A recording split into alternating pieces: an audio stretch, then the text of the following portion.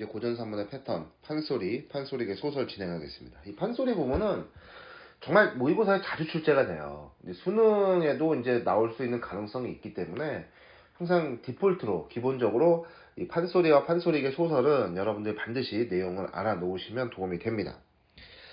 자, 그럼 판소리의 전승과정부터 먼저 좀 살펴볼게요. 우리 강의 노트 13쪽입니다. 먼저 전승과정. 우리가 항상 이야기라는 것은 뭐 어떤 누가 작가가 있어서 그것이 이제 누가 창작을 해서 어떤 책의 형태로 전달된다 이런 게 아니죠. 그래서 입에서 입으로 전달되는 이야기에서부터 출발합니다. 그 이야기에는 이제 공통적인 모티프가 존재한다라는 건 장르의 특성에서 이미 말씀을 드렸죠. 그래서 여러 가지 이제 전해져 내려오는 이야기들의 모티프가 모여서 가장 인기 있는 이야기들이 좀 있었을 거 아니에요. 그럼 입에서 입으로 전달이 되니까 그냥 무미건조하게 전달하면 재미가 없을 거 아닙니까? 그래서 이런 인기 있고 재밌는 이야기들은 우리 구현자들이 뭐 중간중간 재밌는 요소를 첨가하기도 하고 어떤 중간에 좀 리듬을 넣어서 박자를 넣어서 또 이야기를 해주면 굉장히 흥이 나겠죠. 흥을 돋을 수가 있겠죠. 그렇기 때문에 그렇게 아주 구전되던 그런 인기 있는 이야기들, 거기에 재미있는 요소를 섞고 흥이 나는 요소, 그러니까 그런 이야기들의 어떤 장단을 섞는 거예요. 흥이 나게끔. 그래서 그런 것들을 이제 판소리로 정착을 하게 되죠. 무슨 가, 우리가 심청가, 춘향가, 흥보가 이런 것처럼. 그런 것들이 이제 소설로 정착이 된 게 판소리계 소설입니다. 무슨 전으로 끊는 심청전, 흥부전 이런 식으로. 자, 판소리는 그래서 장단이 있습니다. 그래서 이걸 우리가 이 부분을 이제 창이라고 하죠. 그래서 이제 북으로 장단을 맞춰주는 고수와 창을 하는 창자가 존재를 하죠. 그래서 이제 창은 장단에 따라 소리를 하는 건데 이 장단의 박자는 작품의 내용이나 분위기에 따라서 느려지거나 빨라져요. 뭐 느리게는 진양 쪽부터 빠르게는 휘몰이까지. 그래서 뭐 자신의 신세한탄을 한다 이러면 진양 쪽 가장 느린 장단을 쓰겠죠. 그 다음에 뭐 암행어사가 출두하는 아주 긴장된 장면이다 이러면 휘몰이 같은 걸 쓰겠죠. 느려지거나 빨라져요. 내용이나 분위기에 따라서. 그 다음에 안일이 부분이 있습니다. 안일이 부분은 장단 없이 이야기를 한다 이렇게 생각하시면 돼요. 이제 서양의 오페라랑 이제 뭐 같거든요. 서양의 오페라도 장단 없는 뭐 레치타티보나 그 다음에 장단이 있는 부분이 아리아 이렇게 좀 나눠지거든요.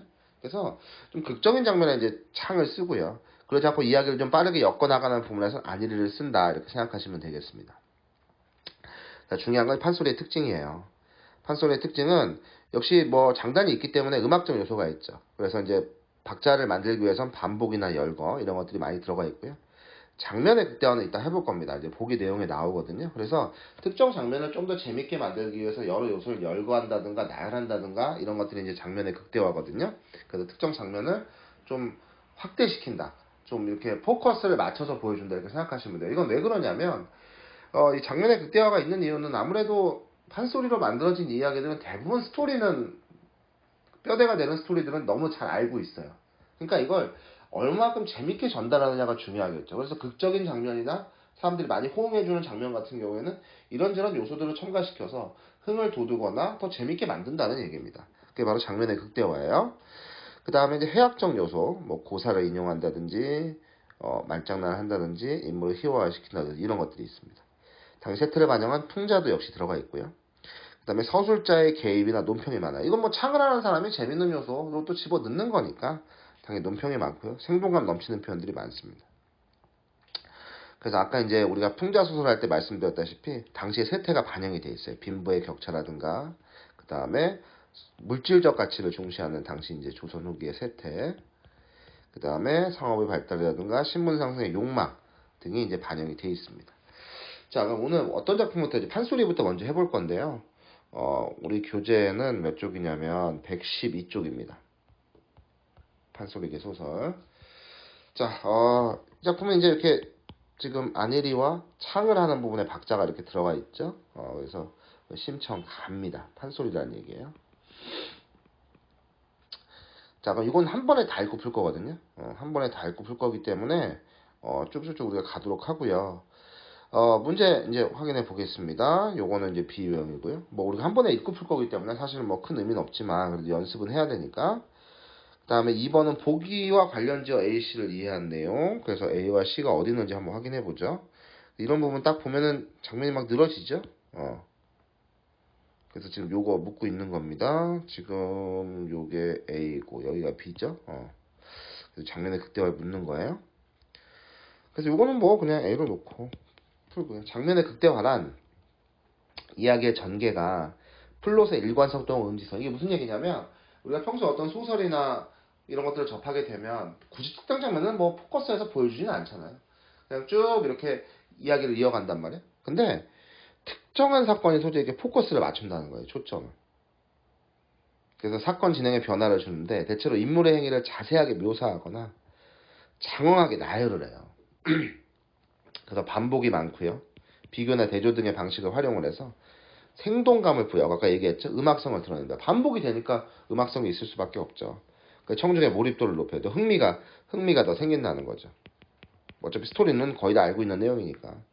그래서 판소리 장단 중 엄모리 장단이나 중중모리 장단같이 빠른 장단을 통해 구현하는 경우가 많은데 초월적 세계의 인물이 등장하는 대목에는 엄모리 장단. 이건 이제 작품 내에 초월적인 세계가 등장을 한다는 거죠. 그 특정 장면에 이렇게 초점을 맞춰서 이렇게 반복이나 대구 등을 써서 대구 등을 써서 음악성이나 생동감을 부여한다 이렇게 생각하시면 돼요. 자, 그 다음에 3번 편지에 서서 섞이는 뭐 시겠죠. 자, 다음 보기에 밑줄친 선생님의 질문에 대한 학생의 대답. 그러면 선생님의 좀 말을 이제 우리가 보기로 좀 접하게 되면 잠깐만요. 소설 속 소사는 인과를 중심으로 연결되면서 개연성. 당연한 얘기입니다.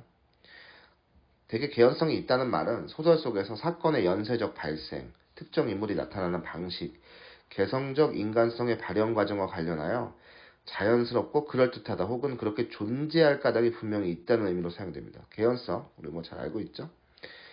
흔히 고전소설은 개연성이 떨어진다고 평가하는 사람도 있지만 하늘이 정해둔 일은 필연적으로 이루어진다고 믿었던 당시 사람들에게 천명은 이게 이제 나와 있다는 거예요.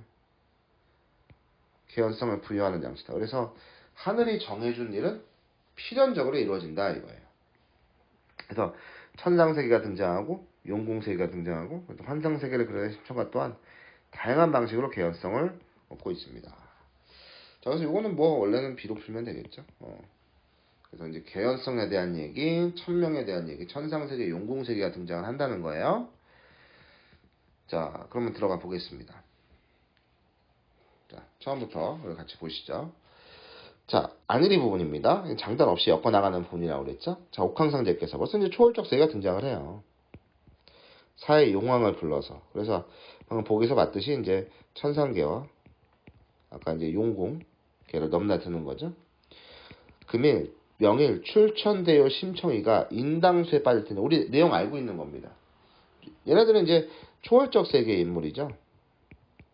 그래서 심청이가 무슨 일을 겪을지 이미 알고 있어요. 그래서 명일은 다음 날입니다. 투마로. 출천대요. 이미 하늘에서도 인정을 하고 있어요. 심청이의 효심을 인정을 하고 있습니다. 그러니까 이렇게 초월적 세계에서조차 이 효를 잘 보여준 심청이 인정하고 있다는 점에서 이 효라는 것은 어떤 세계를 넘어선 가치, 인간적 세계에서만 통용되는 가치가 아니라 어디에서나 통용될 수 있는 훌륭한 가치라는 걸 보여줌으로써 이 효를 계속 어떻게 보면 이렇게 뭐라고 해야 될까요? 이렇게 효심을 가지고 효라는 그런 가치를 행하면 분명히 보상을 받게 될 것이다. 그래서 효의 실천을 어떻게 보면 촉구하는 거죠. 그러니까 이 작품 전체적으로 유교적 관념이 들어가 있어요. 효의 실천을 지금 촉구를 하고 있습니다. 모든 세계에서 인정을 하고 있잖아요. 그래서 심청이 효심을 인정하고 있다. 이렇게 생각하시면 돼요. 출천대어라고 말하는 것은 그래서 수긍으로 고이 모시라고 했어. 고이 모시라. 그러니까 지금 심청이를 귀하게 대접할 거란 얘기예요. 인당수에 빠지면 죽는 게 아니고 이렇게 초월적 세계로 오게 됩니다. 귀하게 모셔요. 언명이 치엄하니 사의 용왕의 명을 듣고 백옥 교자를 등대하여 그 시를 과연 기다릴지. 과연 옥 같은 낭자가 호련히 물에 들거나 아버지를 위해서 이제 희생한 거죠. 인당수 300석에 자신을 희생을 했죠.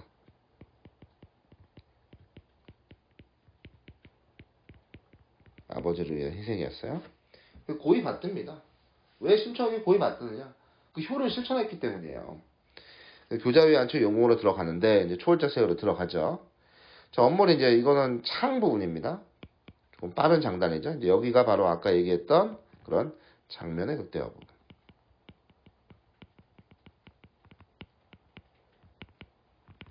장면의 극대화 부분이에요.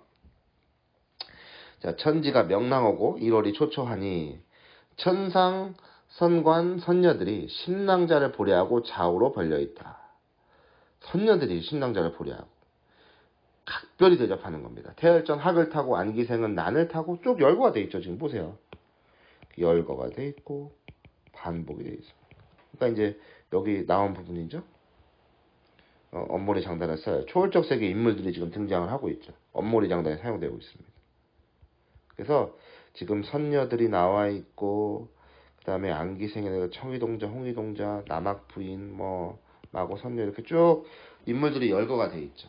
그러니까 이런 부분들은 사실은 이 서사의 전개에 있어서는 아무 쓸모가 없는 부분입니다. 그냥 심청이가 귀한 대접을 받으며 용궁으로 왔다. 그래서 그 어떤 용궁의 인물들이 심청이를 극진히 모셨다. 이렇게만 서사를 처리하면 끝인 거예요. 근데 누가 왔으니 누가 왔고 누가 왔고 누가 왔고 이렇게 장면을 쭉 늘려서 얘기하는 거야.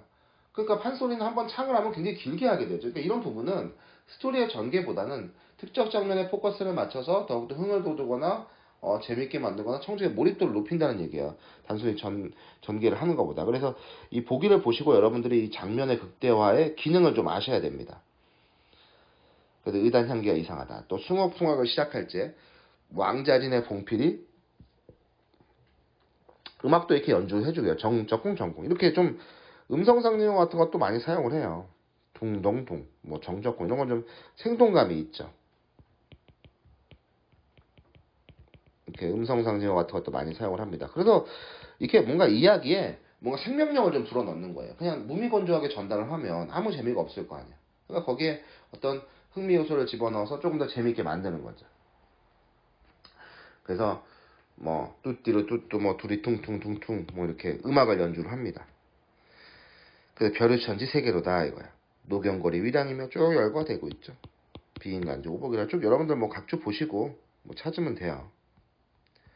그래서 지금 용궁에서 극진히 대접을 하고 뭐 악기도 연주를 하고 또 심청이를 보니까 뭐 이렇게 생겼다더라 뭐 이런 것들이에요.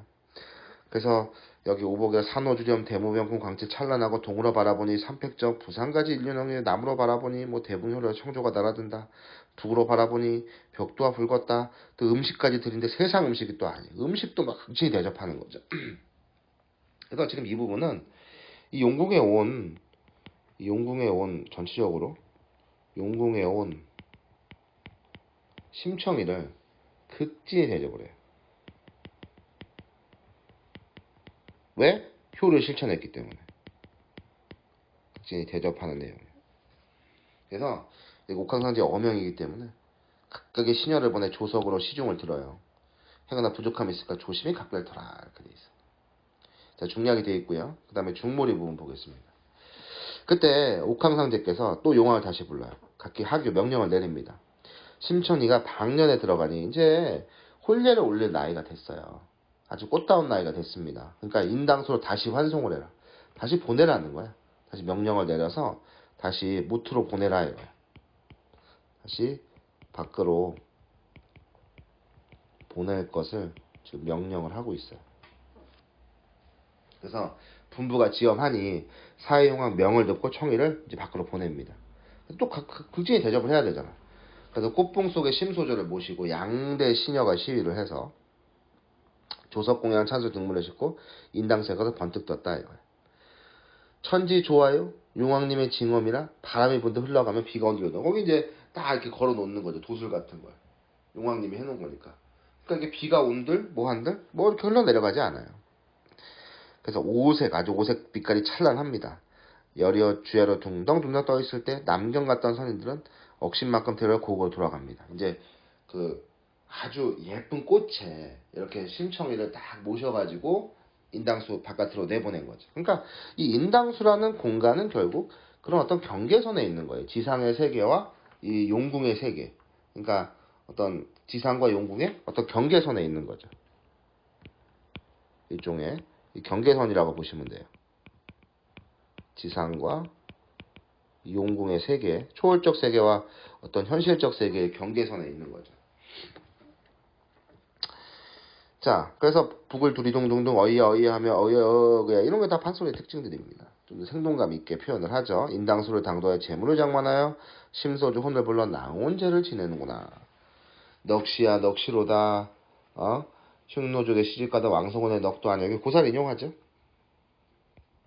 당상에 보면 하였으니 이렇게 돼 있어요. 그래서 왕소군의 넛 이런 거 얘기한 것은 역시 고사를 인용해서 좀 더 공감성을 높인다 이렇게 생각하시면 돼요. 잘 알려진 인물이나 이야기를 인용함으로써. 그래서 생죽음을 하였으니 심청이가 희생을 했잖아요. 인당수에 빠져서 가련하고 불쌍한 것이. 그래서 이렇게 그 지상의 세계에서는 심청이가 죽은 거잖아. 그러니까 혼을 달래는 낭운제라는 건 뭐냐면 이렇게 혼을 달래는 그런 의식을 행했다는 겁니다. 가련하고 불쌍한 것이 심소조의 넋이로구나. 넋이라도 왔거든 많이 흠양하옵소서. 그러니까 영자도 울고 적자도 울고 적군 화장들이 울음을 운다 이런 얘기. 자, 안일이 부분 다시 보시면 눈물 짓고 한 것 바라보니 난데없는 꽃 한 송이가. 자, 그래서 여기 보면 얘네들이 고구로 돌아가고 나서 이제 지상에 있는 인물들이 이렇게 낭온제를 지내줘요. 그러니까 눈물을 지으면서 이렇게 심청이를 위로하면서 한 곳을 바라보니까 난데없는 꽃송이가 이제 그들의 지상에 있는 인물들의 시선으로 본 거죠. 인당수가 번뜩 떴거늘 선인들이 괴히 여겨 그 꽃을 운전하여 배짱 안에 올려놓으니 크기가 수레 같고 향치가 진동컨. 여기서 선인들은 이제 뱃사람이란 얘기예요. 뱃사람. 그래서 이게 지금 인당수에 가서 번뜩 뜨고 비가 온들 이렇게 하니까 이 선인들이 이제 누굴 발견한 거예요? 심청이를 이렇게 발견한 겁니다. 낭온제를 지내다가 심청이를 발견을 했어요. 그래서 지금 그 남경 갔던 선인들이 심청이를 발견을 한 겁니다. 심청이를 발견을 해서 이 낭온제를 지내고 나서 이제 눈물 짓고 한 곳을 바라보니 이들은 이제 심청이가 안에 있는 걸 모르겠죠. 꽃에 싸서 보냈으니까. 그래서 꽃 한 송이 발견하니까 안에 심청이가 있는 거죠, 지금. 안에 심청이가 있어요. 인당수에 번뜩 떴거늘. 그래서 이 인당수라는 공간, 아까 얘기했듯이 그런 경계가 되는 공간인데, 선인들이 그 꽃은 세상에서 못 보던 꽃이란 말이에요. 괴이하게 여겨 꽃을 운전하여 배짱 안에 배 안에 올려놓으니 크기가 수레 같고 향취가 진동컨을 고개 돌아와 수단 재물을 이들이 가지고 온 재물을 다 같이 분배할 때 도사공은 선장은 재물을 마다하고 그 꽃이 너무 괴이하니까 꽃을 찾아야 후원에 정한 곳에 든든히 심었더니 마침 송천자가 등장을 합니다. 황후, 자기 부인이 죽었어요. 황후가 죽고 간택을 아니했단 말이에요. 이제 그 자신이 어쨌든 이 황제라는 인물은 분명히 부인이 있어야 되죠. 그래야 대를 이을 거고 왕위를 이을 거 아니야? 근데 이게 부모가 때 각주가 좀 있어야 돼요. 어쨌든 황후가 지금 죽었어요. 그 다음에 간택을 안 했다는 건 뭐냐면 자기 이제 그 후처가 될 사람, 부인이 될 사람은 아직 정하지 못했다는 거예요. 그래서 아직 간택을 하지 못한 상태예요. 이러면 이제 암시를 하는 거죠. 이제 심청이하고 어떤 결연을 맺게 되겠죠. 그래서 화초를 심어놓고 각 세대를 길들이지. 그러니까 적적할 거 아니야, 마음이. 황후가 죽고 나서 화초를 심어놨는데 쭉 여기 이제 장면의 극대화입니다. 후원의 꽃들이 쭉 아름다운 꽃들이 열거가 돼 있어요. 장면의 극대화로서 후원이래. 저기 화초를 심어놓고 심어놓은 화초들이 쭉 열거가 돼 있어. 그러니까 화초가 아주 많습니다. 그래서 무슨 뭐 홍련화, 한매화, 복숭아꽃, 뭐 북화꽃, 살구꽃, 뭐 쭉쭉쭉쭉 열거가 돼 있습니다. 백일홍, 영산홍 쭉 열거가 돼 있어. 남경간 선인들이 소문을 듣고 인당수 건진꽃에 화초를 좋아하니까 이 양반이 화초를 좋아하잖아. 꽃들을 좋아하잖아. 그러니까 황제 전으로 진상을 하니 송천자에게 천자가 이 꽃은 뭐야? 내가 못 보던 꽃인데 수많은 꽃을 봐왔지만 이 꽃들이 지금 엄청 많잖아 여기에. 근데 못 보는 꽃이야. 너 이런 꽃 어디서 가져왔어? 칭찬을 하고 벼슬도 드립니다. 별궁 시녀로 하여금 그 꽃을 운전하여 환각전에 심어 놓으니 크기가 수레 같고 향취가 진동컨을 천자님이 사랑을 했어. 그래서 이름을 강선하라 지었다는 거야. 그래서 그 굉장히 신비한 꽃이라는 거죠. 그 꽃들을 많이 봤음에도 불구하고 그래서 꽃에 애정을 갖게 된 거야. 애정을 갖게 된다. 일일은 그래서 천자님이 화계를 배회하실 적에 명월은 만정하고 미풍은 부동이라. 강선화 꽃봉이가 연뜻 요동하니만은 그 안에 심청이가 쌓여있잖아. 두런두런 사람 소리가 들리거늘 천자님이 괴히 여겨 가차에 들어가 꽃봉오리를 열고 보니 꽃 같은 한 소조. 이게 누구예요? 심청이겠죠. 문 밖을 나오려서 다시 몸을 움츠러니 동전이 없느니라. 천자님이 괴히 여겨 가차에 들어가 꽃봉을 열고 보니 꽃 같은 소조가 앉았는데 시녀가, 이들은 이제 저기 용궁에서 보낸 심청이를 호위하기 위해서 보낸 시녀들이겠죠. 시위할 거는 시녀가 내려서 머리를 조아리고 여짜오되 처음 본시 남의 용궁 시녀인데 혹황상제의 명을 받잡고 해상으로 떠왔나이다. 천자가 성천자가 괴히 여기서 별궁 시녀로 그 꽃을 운전하여 내궁의 모신호의 묘당에 물으시니 문무제 신이 주달하되 황후가 승하하심을 상천이 아세웠고 인연을 보냈으니 황후를 봉해라. 그러니까 뭐 이런 데에는 당시 민중들의 신분 상승 욕구가 반영돼요. 황후로 봉해라는 건 황제의 부인이 되라는 얘기 아니겠어요? 그래서 심청이를 문무제신들 신하들이 황후가 이제 돌아가셨으니까 심청이를 황후에 봉해라. 심청이를 황후에 봉하라고 이제 제안을 하는 거죠. 그래서 일관시켜 태길하여 꽃봉 속에 심청이를 황후로 봉하시니 그렇게 봉했어. 이것도 역시 심청이가 뭐가 된 거야? 이제 황후가 된 거야. 그러면 이 지상세계에서도 좀 높은 대접을 받게 된 거죠. 그래서 심청이가 왜 이렇게 그러면 황후가 됐어요? 이것도 역시 효를 실천했기 때문에 이렇게 높은 지위에 오른 거야. 그러니까 두 가지가 들어가 있는 거예요.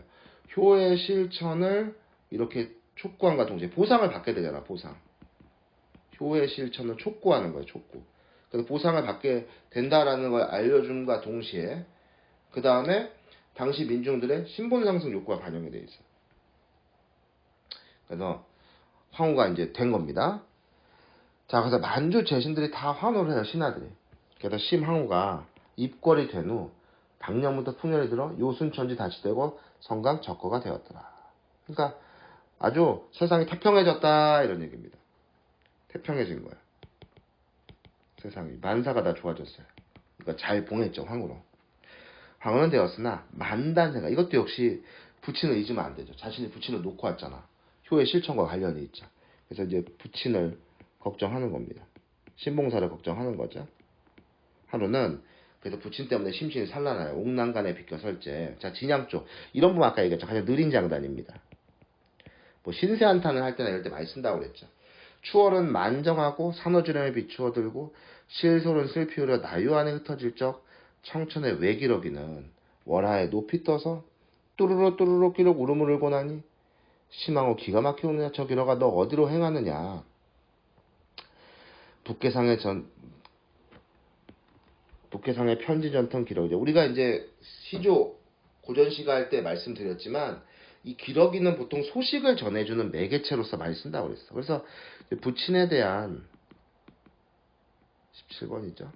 부친에 대한 그런 그리움과 염려가 이렇게 잘 드러난 반영이 된 이런 소재다 이렇게 보시면 돼요. 편지를 전해달라는 겁니다. 부친에게 편지 쓰려 하는 거죠.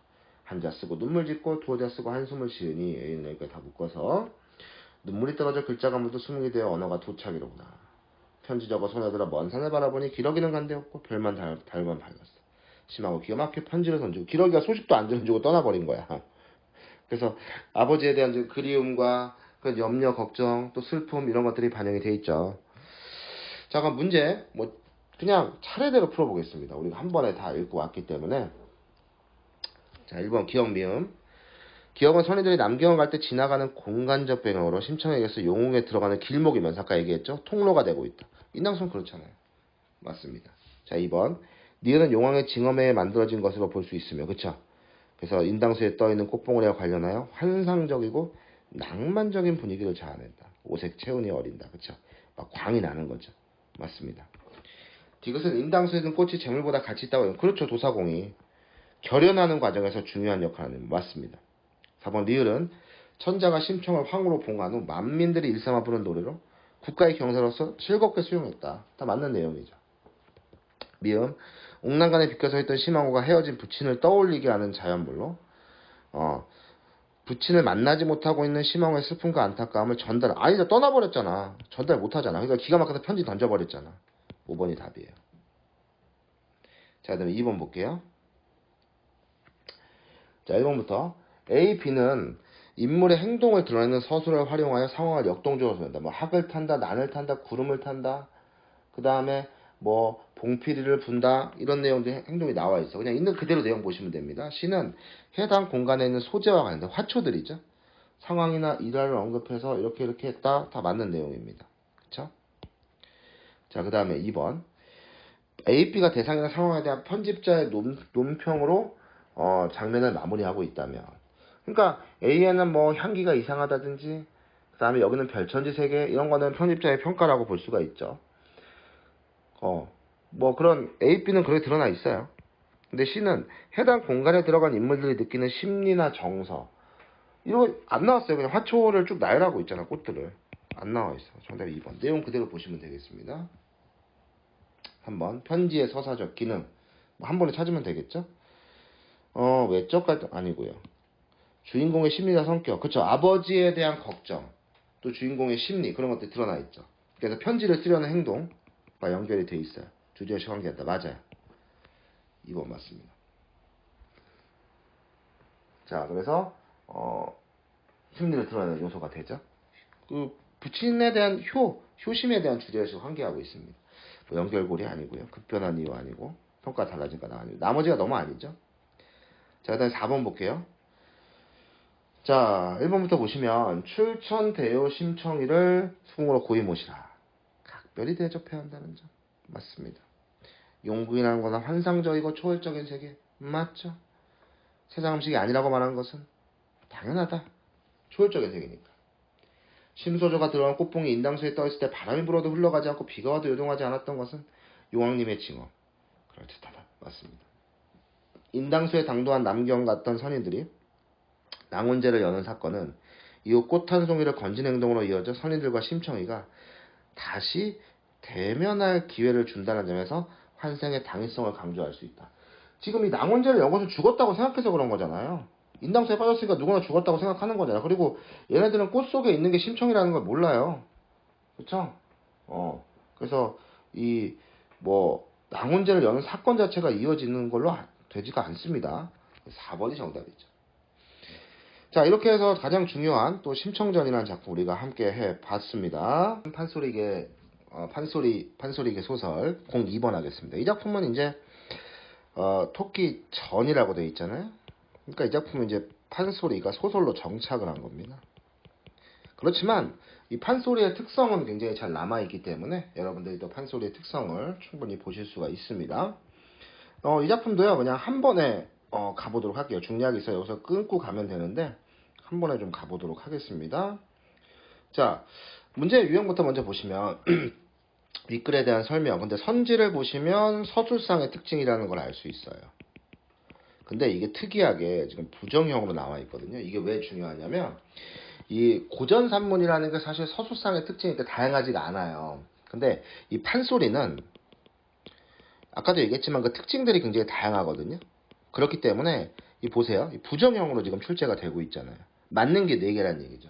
그렇기 때문에 이 판소리의 특징이 다양하니까 이 판소리의 특징들을 알아야만 풀 수 있는 문제들이 이런 식으로 이제 출제가 된다라고 생각하시면 돼요. 보통 이 고전산문은 서술상의 특징이 출제도 잘 안 될 뿐더러 된다 하더라도 긍정형이거든요. 근데 지금 부정형으로 출제가 됐습니다. 자, 2번은 인물 플러스 내용이죠. 토끼 자라 이렇게 쭉 나와 있어요. B고요. 위치 찾으면 되고. 3번 기억 니은 요거 A로 놓고 풀죠. 자, 그 다음에 윗글을 감상한 거 공간적 배경 뭐 쭉 추상적이죠. 요 부분만 이제 보시면 됩니다. 수공, 육지, 반공 요 세 군데로 지금 이동을 한다는 거예요. A로 놓고 풀면 되겠습니다. 그래서 1, 2번 풀고 나서 3, 4번 차례대로 풀면 될 것 같아요. 자, 그럼 들어가 볼까요? 자, 앞부분에 줄거리가 있습니다. 병이 든 동해 용화. 뭐 우리가 내용은 대체로 여러분들 알고 있습니다. 한 번쯤 다 배워본 적이 있을 거고요. 용왕이 병이 들어있어요. 이게 상황이죠, 지금. 토끼의 생간이 약이 된다는 얘기를 듣고 토끼를 잡아올 신하를 찾아요. 그래서 이에 자라가 등장합니다. 별주부라고 하죠. 용왕의 병을 치료하기 위해 나서고 육지로 올라와 토끼를 만납니다. 그러니까 지금 토끼의 생간을 구하기 위해서 지금 그런 거예요. 그래서 이게 이제 상징하는, 판소리는 당시에 세태를 반영하고 있다고 그랬죠. 그래서 상징하는 바가 있다는 거예요. 용왕은 자신의 욕심을 위해서 누군가 지금 죽이려 하는 거죠. 그렇기 때문에 여기는 어떤 게 들어가 있냐면 결국 어떤 개인의 욕망 때문에 이 피지배층을 억압하는 거죠. 그래서 억압하고 희생을 강요하는 그런 당시에 누굽니까? 지배층에 대한 비판의식이 들어가 있다. 이렇게 생각하면 되겠습니다. 용왕이 상징하는 것. 그러면 자라는 이제 그 어떤 신하잖아요. 그러니까 그것이 분명 잘못된 일임에도 간언을 하지 않죠.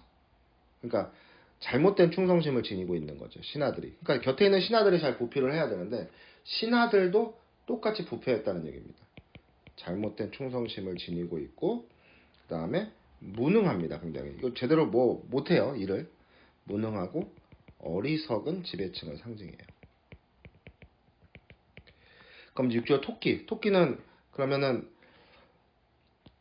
당하는 인물이 되는데 여기선 자기가 이제 극복을 하거든요. 그래서 결국 본인이 위기에 빠지게 돼요. 위기에 빠진 것도 허황된 욕심이 있어서입니다. 얘는 그러니까 허황된 욕심을 지니고 있어요. 그래서 교훈을 주죠. 그것을 이제 경계해야 된다라는 이제 교훈을 주는 거죠. 이 토끼를 보고 나서. 그 다음에 그렇지만 자기가 이제 지혜를 가지고 빠져나온다면 그 지혜의 중요성을 강조하기도 합니다. 그래서 여기 각각의 인물들이 좀 상징하는 바를 좀 보셔야 돼요. 용왕은 피지배층을 억압하고 희생을 강요하는 지배층에 대한 비판의식이 반영이 돼 있다. 그리고 또 본인도 무능해요. 역시 무능하고 어리석기도 합니다. 이제 이런 게 보이거든요. 잘하는 신한데 그러니까 이 작품이 보여주는 건 이렇게 우의적으로 당시의 세태를 풍자하고 있는 것이다. 우의적이라는 걸 돌려서 말하는 거죠. 지금 뭐 이렇게 의인화가 돼 있는 거잖아요. 그리고 토끼는 허황된 욕심을 경계하기 위해서 또 지혜의 중요성을 강조하기 위해서 이렇게 포지셔닝이 돼 있다. 이렇게 생각을 해주시면 될 것 같습니다. 자, 그럼 볼게요. 먼저 토끼는 자 지금 어떤 상황이냐면 이제 자라가 올라와서 토끼를 꼬시는 상황입니다. 너 수궁에 가면 용궁에 가면 자기가 희생당할 거라는 얘기는 물론 안 하겠죠. 너 아주 높은 벼슬을 줄 거야. 이렇게 꼬시는 상황입니다. 토끼는 그래서 쌩긋쌩긋 웃으면서 말해요. 좋죠, 기분이. 자기 이렇게 데려가서 벼슬 시켜줄 거라고 얘기하니까 내 형을 보니 시체 사람은 아니로다. 내 형을 보니 그 형이 바로 누굽니까? 자라를 얘기하는 거죠. 보통 사람은 아니다. 띄워주는 겁니다. 의량이 넓고 위인이 관우하니 남을 속이지 않을 것 같소. 깜빡 속아치가 넘어가고 있어. 나 같은 부생을 뭐 각주가 있으면 좋겠죠. 나같이 덧없는 인생을 좋은 곳에 천거하니. 그래서 이게 지금 자라가 꼬시기 위한 자라의 감언이설이죠. 너 높은 벼슬 줄 거야. 이렇게 얘기한 겁니다. 감격하게 측량 없으나 수부에 들어가서 벼슬하기가 쉬울 소냐. 그러니까 토끼는 지금 자기가 속아 넘어간다는 걸 몰라요. 그래서 지금 허황된 욕심을 지닌 거죠. 지금 자라에게 속고 있어요. 벼슬 준다는 말에. 자, 잠깐 필기하시고. 그래서 자라는 이 말을 듣고 속으로 웃으며 생각을 해요. 요놈, 인제야 속았구나. 자라는 흔연히 대답을 해요. 그대가 오히려 경력이 적은 말이로다. 그러니까 벼슬하기가 쉬울 소냐 거기에 대한 대답이에요. 너 잘 모르고 하는 소리다. 경력이 적은 말이라는 거는. 자, 이제 고사를 인용합니다. 이 고사 인용의 어떤 의미들은 뭐냐면 좀 미천한 신분을 자기가 이제 여기 부생이라고 했잖아요. 미천한 신분이라고 했거든. 미천한 신분이 높은 벼슬에 오른 사례들을 열거해서 이제 설득을 하고 있는 거죠. 이런 사람도 높은 지위에 올랐다. 그러니까 여기는 쭉 지금 열거가 돼 있잖아요. 역시 장면이 한숨 안 바뀌니 장면이 극대화가 된 겁니다. 그러니까 이제 우리가 심청가에서 봤잖아요. 역산에서 밭을 가시던 이 판소리의 특징이죠. 순임금도 천자가 됐다. 밭을 갔다면 미천한 신분이란 말이에요. 근데 천자가 됐어. 고기 낚던 강태공도 왕의 스승이 되고 이윤도 탕임금의 형이 되고 밥을 빌어먹던 한신도 한 태조의 대장이 되었다고. 수부나 인간이나 미천하기는 마찬가지다 이거. 이런 거로 밝은 임금이 신하를 가리고 어진 신하가 임금을 가리나니 우리 대왕께서는 한 가지 재능과 지조가 있다면 벼슬 직책을 맡긴다고. 그러니까 용왕의 이게 인재 등용 방식이라는 거야. 네가 어느 신분 지금이 현재 지금이 어느 신분인 건 별로 중요하지 않아. 그래서 우리 용왕은 이렇게 인재를 등용할 거야 이렇게 얘기해 주는 거야. 너 재능과 지조만 있으면 돼. 이렇기 때문에 나같이 재주 없는 나도 그랬다. 나도 쭉 설득을 하는 거죠. 회유를 하는 겁니다. 나도 그랬다. 나도 외람에 올랐건 하면 그대같이 고명한 자격이야. 너가 더 뛰어나다 이거. 수군 절도사 뭐 지금으로 따지면 그 해군 참모총장 정도 절도사 떼어놓은 당상이지. 또한 신수 좋은 얼굴을 능연가에 걸어두고 춘추에 빛난. 그러니까 지금 토끼를 의도적으로 띄우는 겁니다. 토끼의 재능을 지금 의도적으로 띄우고 있는 거예요. 이 부분에서 왜? 설득해야 되니까. 데리러 가야 되니까. 각종 가문이설을 하는 거죠. 토끼 가문 중에 네가 아주 훌륭한 시조가 되기는 아무 염려 없는지 걱정하지 말라 이거야. 토끼가 웃으며 말했다. 형의 말은 그럴듯하나 어젯밤 또 꿈이 불길해요. 그 자라가 말했어. 그러니까 계속 약간 좀 꺼림직하게 있는 거야. 넘어는 갔는데 해몽하는 법을 배웠으니 그대의 몽사를 들려줘. 꿈 얘기 들려달라 이거야. 그래서 어젯밤 꿈 이야기를 했어요. 칼을 빼서 배에 대고 몸에 피치를 하니 그러니까 이건 뭔가 암시하는 거죠. 왜? 토끼의 간을 지금 요구하고 있잖아. 간을 요구하니까 이게 미리 암시를 좀 해주는 거죠. 용궁에 가서 겪을 위기를 암시해주는 겁니다. 염려돼요 이거. 꿈 얘기가 맞죠. 사실 우리는 이미 알고 있잖아. 그치? 자라는 토끼를 꾸짖으면서 말했어. 아주 좋은 몽사. 좋게 해석을 하는 거죠. 왜? 데려가려고. 그래서 자라는 지금 좋게 해석을 하는 겁니다. 역시 이것도 가문이설의 일종이죠. 너 좋은 꿈을 가지고 공연히 고민을 한다 이거야. 배에 칼을 댔으니 칼은 금이라 금띠를 띌 것이오. 몸에 피치를 했으니 홍포를 입을 징조라. 그러니까 길몽으로 풀이하는 거죠 지금. 흉몽을 흉한 일을 당한 흉몽을 너 벼슬하게 될 거야. 왜? 데려가야 되니까 지금 수공으로. 금띠를 킬 것이고 홍포를 네가 벼슬에 오를 것이다 이거야. 벼슬에. 이 어찌 공명한 길몽이 아니었어. 너 이름을 널리 떨칠 길몽일 것이다 이런 얘기야. 장자의 나비된 꿈은 달관의 꿈이요. 공명의 초단 꿈은 선각의 꿈이라. 그 외의 꿈이라는 것은 무비관몽이요. 쭉쭉 얘기를 해요. 계시어몽이로다. 그대의 꿈은 몽사 가운데 제일이다. 짱이다 이거야. 수궁에 들어가면 너 높은 벼슬에 오를 거야. 만인의 위에 네가 거처할 것이다. 어찌하니 좋을선가. 토끼는 점점 이걸 고지 듣고 해몽을 자라가 말을 잘했죠. 희색이 많이. 이것도 허황된 욕심을 지녔기 때문이에요. 그래서 자라를 이제 신뢰하게 된 겁니다. 그런 해몽을 듣고 노영의 해몽하는 법이 귀신 아니면 도깨비를 할 만한 높이 평가하는 거야. 사람이 이렇게 딱 허황된 욕심을 가지고 있으면 듣고 싶은 대로 듣죠. 사실은. 소강철 이순풍의 다시 돌아온들 이보다 더 해몽을 잘할 것이냐 높이 평가하고 있습니다. 아름다운 몽조가 이미 나타나세요. 내 북이 어디 가랴. 떼어놓은 당상은 좀이나 먹지. 하지만 만경창파를 어찌 듣더라. 너 자꾸 걱정하는데 걱정하지 마라. 내 등에만 오르면 만경창파 그 높은 바다 파도가 높고 막 이런 물길 어떻게 처할 것이냐. 너 걱정하지 마라. 내 등에만 오르면 순식간에 득달할 터이니 용궁으로 갈 수 있다고. 그런 걱정해요. 하지도 마소. 토끼가 크게 기뻐하며 말했어.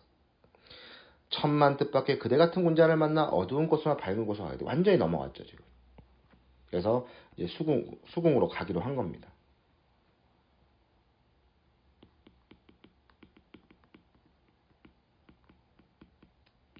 자라에 끄면 완전 넘어간 거죠. 이건 왜 그래요? 역시 허황된 욕심을 지녀서 자기 스스로를 위기에 빠뜨렸죠. 한 번에 벼슬에 오를 거다? 그런 게 어딨어요.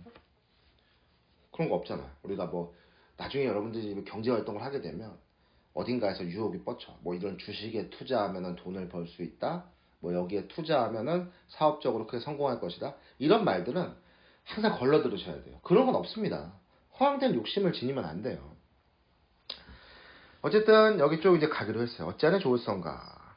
자, 그래서 이제 중략 이후에 어떤 상황인지 봅시다.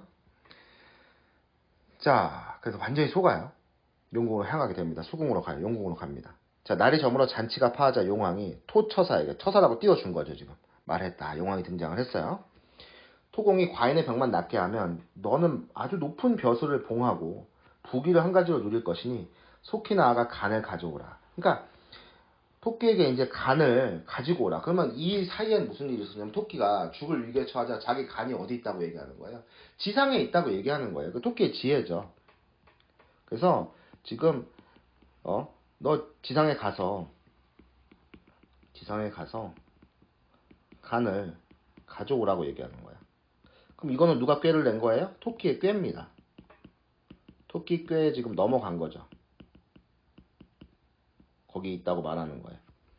그럼 토끼는 이제 도망갈 수가 있는 거죠. 토끼는 이제 지혜를 발휘한 거예요. 근데 여기서 용왕은 어때요? 굉장히 어리석죠. 아까 처음에 말했던 이런 인물들이 좀 상징하는 바를 잘 보시는 게 굉장히 좀 중요하다 이렇게 말씀을 드렸어요. 토끼가 취한 중에 한 번 이미 한 번 속았잖아. 누구한테? 자라한테. 2번 속을까 하고 혼잣말했다. 대왕은 염려 마시옵소서. 이제 토끼의 감언이설이 이어지죠. 대왕의 은혜를 만분이라 갚고자 하니 급히 별주부를 같이 보내어 소신의 간을 가져오게 하였어. 이제 토끼가 꾀를 부린 거예요. 내 간이 어디에 있다? 지상에 있다. 간이 지상에 있다고 속인 거야. 서로 속고 속이는 거죠.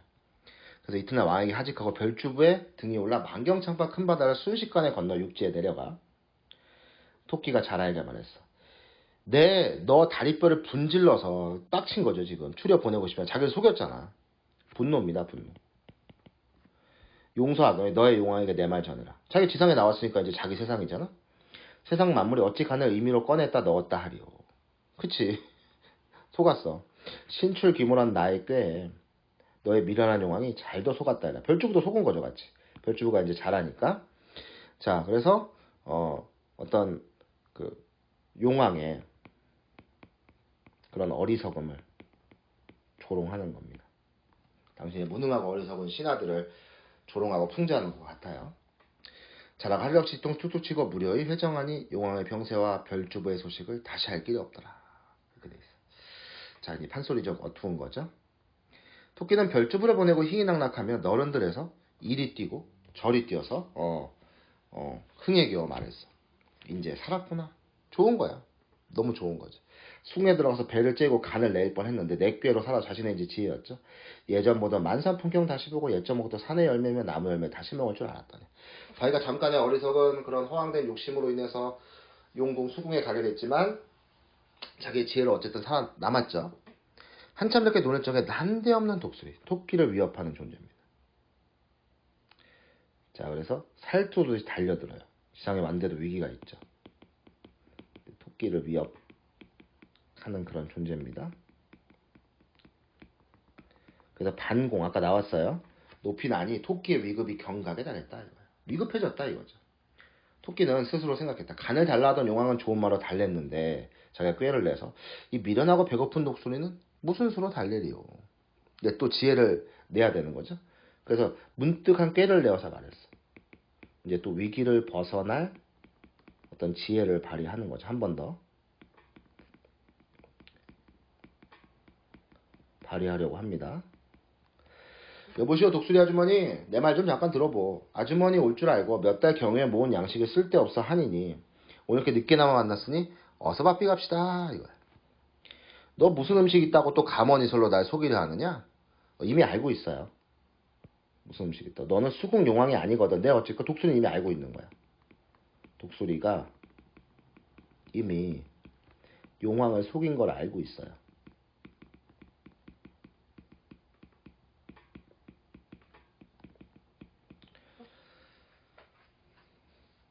그래서 자신은 속지 않겠다고 얘기하는 거죠. 여보시오 독수리 아주머니, 토진하는 정담 들어보시오. 사돈도 이리 할 사돈이 있고 저리 할 사돈이 있습니다. 수부의 왕, 용왕은 아무리 속여도 다시 못 볼 사이지만 우리는 종종 만날 사이야. 우리는 종종 만날 사이. 그러니까 용왕과 다르다는 거죠. 상황이. 이 사돈이 있고 저 사돈이 있다 하는 것은 그런 얘기예요. 그래서 용왕하고는 다르다. 지금 내가 너를 속일 수가 없다. 이런 얘기야. 용왕하고 지금 이 상황이 다르다. 어찌 감히 내가 속이겠느냐. 건넌마을 이동지가 납제 사냥하느라 나를 심히 놀래기로 그 원수 서로 그래서 생각하더니 금년 정열에 그 집 맛배 병아리 40여수를 둘만 남기고 자기가 다 잡아왔다고. 식량이 있다는 얘기야. 또 제일 기난 용궁했던 꾀주머니도 4개 있으니 토끼의 꾀가 아주머니 듣도 보도 못한 물건이오니 가지기만 하면 조화가 무궁하지만 나에게는 다 소용이 없다. 너에겐 다 기묘한 것이다. 이런 식량이나 꾀가. 그래서 다 내게는 부당한 물건이요. 아주머니에게 모두 기묘한 것이다. 내가 가지고 있는 것이 너한테는 중요하다는 얘기입니다. 음식 도정은 매일 잔치를 한데도 다시 못 먹을 것이고 꾀주머니는 가만히 있어도 평생을 잘 견디게 해주니 어찌하니 좋겠어.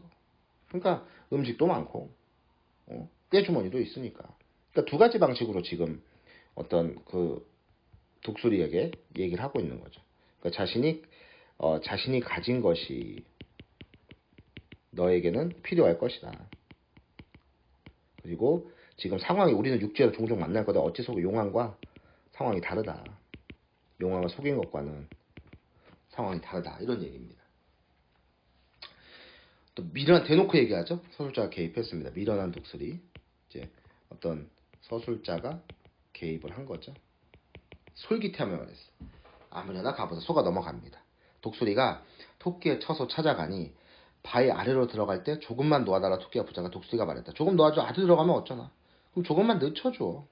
독수리 생각에 조금 늦춰주는 거야 어떡하냐고 한 발로 반만 쥐고 있었더니 토끼가 바위 아래로 점점 들어가다 톡 제치며 말했다. 바로 요것이 꾀주머니니. 한 번 더 속였습니다. 그래서 독수리를 역시 꾀로 속인 거예요. 옛날 우리 조상들은 이렇게 토끼가 좀 날렵하고 이러니까 꾀가 많다고 생각했던 모양이에요. 자, 이렇게 해서 이제 토끼전 같이 한번 해봤습니다. 자, 이제 뭐 문제 한번 보시죠. 1번부터. 자, 서술자가 개입해서 인물의 후일담. 그리고 다시 할 길이 없다고 얘기하고 있잖아요. 맞습니다. 여기 이제 후일담 얘기하고 있는 부분이 어디냐면 여기 다시 할 길이 없더라 하는 부분은 서술자가 개입해서 얘기하는 거죠. 2번, 인물 간의 갈등 관계를 통해 서사적 긴장감을 고조시키고 있다. 그렇죠. 그 다음에 인물의 말을 통해 앞서 일어난 사건에 대한 정보. 어젯밤 뭐 흉몽을 꿨다는 거나, 또 그런 토끼와 어떤 독수리의 대화에서 용왕을 속였다는 얘기들이 나와 있죠. 유사한 통사구조. 아까 이제 장면에 그때와 보면 나와 있습니다. 중국의 여러 고사를 인용해서 나와 있어요. 뭐 순임금이라든가 강태공이라든가 나와 있죠. 그 벼슬을 할 수 있을 거라. 미천한 신분을 가진 사람이 아주 높은 지위에 오를 것이다. 이런 얘기는 분명히 했어요. 근데 이게 자연에 대한 태도를 보여주는 것은 아닙니다. 그래서 5번이 답이죠. 자, 그 다음에 2번 볼게요. 토끼는 자라의 해몽을 듣기 전 자신의 꿈을 길몽이라고 확신하고 있다. 길몽에는 흉몽이라고 생각하고 있죠. 아니죠? 2번, 자라는 토끼의 웃음을 보고 자신의 내심이 간파되었다. 아니죠. 모를 거라고 생각하죠. 속이는 부분의 내용이니까. 3번, 자라는 수궁의 대왕이 인재 높이 평가하고 있어요. 그죠? 여기 부분. 인재 등용 방식. 어딥니까? 여기죠. 나 같은 사람도 오를 수 있게 해주셨다. 이런 얘기죠. 용왕의 인재 등용 방식. 제조와 지조만 있으면 괜찮다 이거야. 자, 그래서 3번이 정답입니다. 자, 그 다음에 3번 볼게요. 기억과 니은에 대한 설명. 우리 기억은 뭡니까? 여기 뒤에 나와 있죠. 이제 꾀주머니. 처음에는 이제 속이기 위한 것이었고 뒤에는 진짜 발휘를 한 거죠. 정답은 우리가 뭐 바로 골라낼 수 있는 겁니다. 기억은 토끼가 독수리의 환심을 얻는 계기다. 그렇죠? 이게 속이는 수단이었으니까 뭐 1번이 정답이죠. 자, 4번 문제 보도록 하겠습니다. 1번부터 볼게요. 토끼가 A에서 B로 수궁에서 육지로 이동하게 된 거죠. 수궁에서 육지로. 자라가 토끼를 속이는 행위와 관련된 사건이 종결되었다. 그죠? 토끼가 수궁에서 육지로 이동을 하게 된 것은 어쨌든 자신도 속았다고 느꼈기 때문이겠죠. 그래서 그런 사건이 종결된 거죠. 2번, 똑같이 자라가 A에서 B로 토끼를 데리고 이동하게 된 것은 용왕과 토끼가 각자의 욕망. 토끼의 욕망은 뭡니까? 살아나는 거죠. 자기가. 용왕은 간을 가지고 오라고 했으니까. 맞아요. 자라를 이용했습니다. 그래서 그쪽으로 이동을 해야 되는 어떤 자라가 수단이 되니까. 3번 볼게요. 자라가 B에서 A로 혼자 이동하게 된 것은 A를 경험한 토끼가 자라의 속임수를 믿었던 예정관한테 그렇죠. 그러니까 토끼가 이미 알았기 때문에 책망을 하죠. 너 다리를 분질러서 보냈어야 되는데 내가 그러지 않은 걸 다행으로 알아라. 이런 식으로 얘기를 하잖아요. 다른 성격 인물로 변한 거죠. 속임수 알았으니까. 다 맞아요. 4번 토끼가 B에서 A로 이동하게 된 것은 토끼가 A를 벼슬에 대한 욕망을 실현할 수 있는 건 그렇죠. 맞습니다. 5번 토끼가 C에서 B로 독수리와 관련된 거죠. 토끼가 A에서 얻게 된 깨달음을 독수리와 공유하고자 했기 때문에 아니요. 꾀를 한 번 더 낸 거죠. 공유하고자 하는 거는 아무 관계가 없어요. 5번이 정답이 되겠습니다. 자, 역시 이 작품도 출제 확률이 높습니다. 판소리개 소설의 작품 토끼전 함께 봤습니다.